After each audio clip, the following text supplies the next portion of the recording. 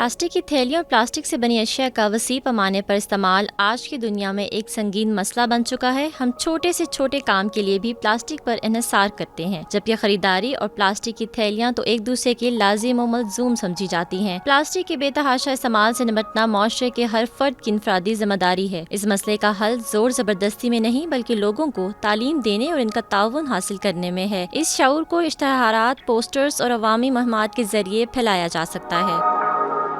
Plastic साला साल जमीन में रहने के बावजूद डिकम्पोज नहीं होते। इसके ज़रात जमीन को आलूदा करने के साथ साथ जमीन की ज़रख़ेज़ी को कम कर देते हैं। अगरचे प्लास्टिक की तैयारी सस्ती है, लेकिन इसकी रिसाइकलिंग महंगी होती है, जिसकी वजह से इसे बेदरिक फेंक दिया जाता है, जो माहौलियाती नुकसान का बाइस बनती है।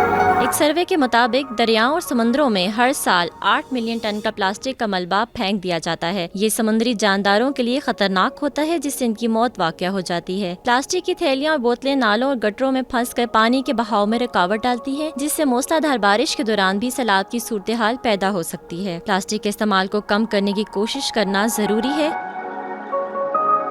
ख़वातीन अपने घरों में इस तब्दीली का आगाज कर सकती हैं। खरीदारी के लिए कपड़े या टाट की थैलियां इस्तेमाल करें और दूसरों को भी इसकी तरगीब दें। ऐसी अशिया जिनको धोकर साफ करके बार बार इस्तेमाल किया जा सके को तरजीह दें। अपने घर की प्लास्टिक की अशिया का जायजा लें और जो चीजें बासानी मुतबादिल के साथ बदली जा सकती हैं उन्हें तब्दील कर दें।